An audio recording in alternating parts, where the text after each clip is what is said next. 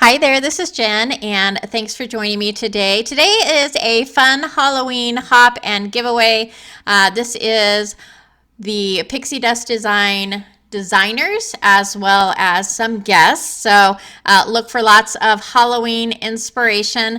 I thought I'd go ahead today and create a little treat box. And so I'm going to do that using this Pixi Dust Designs die. This is actually a Valentine box die. It has the box and then it has this cute little fox that goes with it. But I'm just using the box portion to go ahead and create kind of my base for my treat box.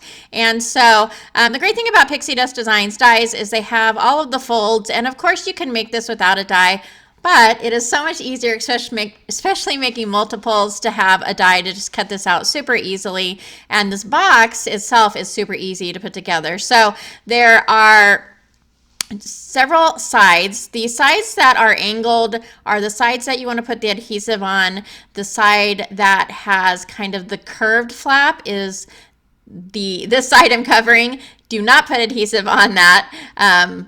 That is going to be the part that kind of folds into the box that you open and close the box with. So I'm going to go ahead and add some tape adhesive first to my pieces, and then I'm also going to add some liquid adhesive just because I want to make sure that these boxes stay together really well. And so I'm going to go ahead and add that liquid adhesive just to make sure. And then this is just basically you're just going to fold over the pieces, I don't know how else to say that, and kind of push the sides in and the flaps in. I'm going to go ahead and hold it with my hand for a minute to make sure that gets adhered. And that's pretty much it. It's really easy to put together. And again, that top piece is the flap that pushes into the box. And so I'm going to go ahead and make 4 of these boxes, and then I'm going to hook them all together, and that's going to create a little treat box. And so basically what I'm going to do is add some adhesive to the side of the box, and again I'm going to add some liquid adhesive. And while I'm doing this part, I wanted to tell you a little bit about the hop. To find everybody in the hop, you can go ahead and either click the hashtag, or if you prefer, there is also going to be a listing of the channels that are participating, and you can go ahead and directly click on those links, and that is in the description. My products are in the description, as well as the Pixi Dust Designs socials. And the giveaway is a stamp of your choice from Pixi Dust Designs. So if you want to go ahead and check out their website, I will leave a link below to that. The prize will be the winner's choice of a stamp set from the shops. And to enter the giveaway, go ahead and click on the giveaway link in my description, and that will take you where you need to go to enter. The giveaway will close on October 6th, so make sure you enter before then for a chance to win. So as I put this box together, I wanted to mention just to be aware of where your box flaps are. I have mine all pointing outwards, so that would be easier to kind of open and close them rather than in towards the inside of the box.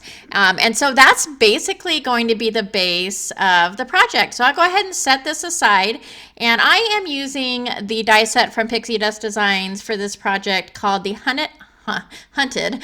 the Haunted House set. And it comes with a bunch of Halloween-y pieces. I'm doing more of a darker Halloween treat box, but definitely change the colors up on these and it could look totally different. I also want to mention that you can use this house for a Christmas house. Maybe if you cut the turrets off the top and add like candy and stuff like that, it would be good for other seasons other than Halloween. So I went ahead and I cut 4 pieces of the die with black and 4 pieces with gray cardstock. That's going to be the shadow. And a really cool thing that I just love about Pixi Dust Designs is they always seem to think of everything. So the windows have actually little dies that you can use to put behind the windows. And this is great for if you want to add different things behind the windows, if you want to add different coloring, or if you want to add some shading. It makes it really easy to go ahead and cut those dies out. I just colored a piece of cardstock with yellow and and did it that way. If you don't want to use the dies though, you can just cut it or use just a piece of paper that is cut to size, color it with yellow, and put it behind these at once. But the little individual dies just give you a little more options in how you want to create your house. And so I went ahead and I added all of my little windows, and I am going to add some liquid adhesive, and I'm going to offset this to the right hand side, so you've got that little bit of shadow, and that's going to help the house kind of stand apart from the box, because the box is also black and I didn't want it to get lost in all of that. And so another thing I like about this die set is I love that all the little windows and the door open. Some of them I got a little bit of glue on, and so they didn't actually, I kind of glued the windows shut. But I just think it's such a cool feature of the die. And so I've gone ahead and I finished all 4 of my houses, and I'm going to move on to the tree. So this tree comes in this die set as well. It's got the little details on it with the kind of the striations of the trunk.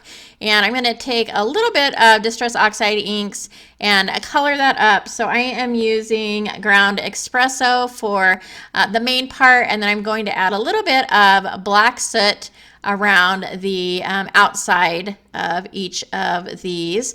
And I have cut 4 of these out as well. And what this is going to do is it's going to fill in a little bit of that space where I have some extra room that I didn't want to be blank.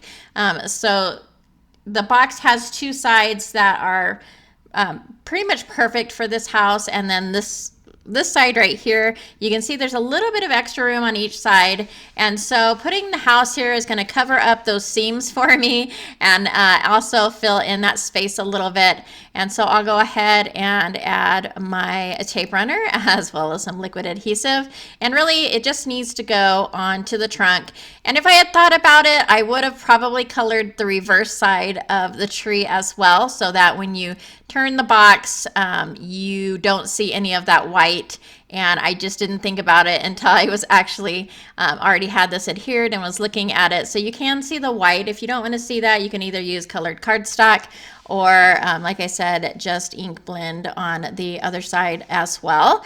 And then the house is just going to sit right on top of that. So again, I'm adding all of my adhesive to make sure everything is stuck really well. And really you don't need to add glue to kind of the turrets, more so just to the base of the house. And so that will go on each side, or actually every side of the box will have the house. It does fit really nicely on the side pieces as well. And so here we go. We're going to add the side piece. It does stick out a little bit. I did not want to trim or cut anything off, and so this is just how it is. You can definitely add a handle to this. If you want to use the box flaps, you can add a little handle to this. You can also, if you want, which I thought about just cutting the flaps off and not having those box flaps, because they do kind of get in the way, especially with everything that I've got going on. But here are some other pieces from the haunted house set. It's got these little ghosts, it's got some pumpkins, it's got some bats, it's got some gravestones, and some cats. And so it's really got a lot of different pieces that are perfect. You can use these on cards with or without the haunted house set. And so I've gone ahead and I've added all of my little accessory pieces, and now it's time to fill it up with some candy. And so all this candy is actually going to fit in this. I did put a bottom on the box so that I could add that stuffing in the middle and add more candy. The funny thing, this is all chocolate, and my youngest son is not a huge chocolate person, and so he likes Twix, but a lot of the chocolate candies he doesn't like. So I might end up replacing that with more of the sweet and sour stuff. But I did put some gummies in there, and then all of these candies, 2 Twix fit in each box, or a Snickers and a Twix, or one of the mini M&Ms. And this candy is kind of cool because when you open it or split it open or bite into it, it's got green in the middle, so it was kind of interesting. But I went ahead and I just filled that up, and that's going to finish off my project. I will be using this die set for a card on the Pixi Dust Designs YouTube channel at the beginning of October. So if you want to see how this looks on a card, definitely stay tuned to the channel and go ahead and go over there and subscribe. But I can't tell you how much fun this was. It was a lot of cutting, but it actually was really fun to create. So I hope you try something like this. Post it in the Pixi Dust Designs Facebook group. Don't forget to go ahead and check out all of the other participants in the hop. Good luck on the giveaway. If you like this video or found it informative, I would love a thumbs up. Thank you so much for hanging out with me today, and I hope to see you next time.